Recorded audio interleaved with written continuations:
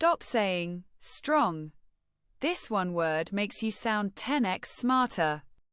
Robust. Pronounce it as robust. Say row, like rowing a boat.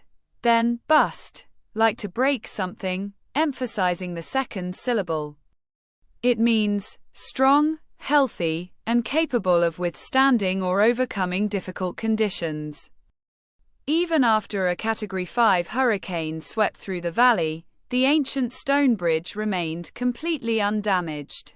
That is a robust structure.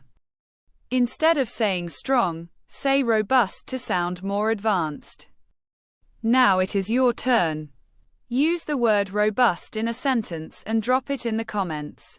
Follow for a brand new powerful word every single day.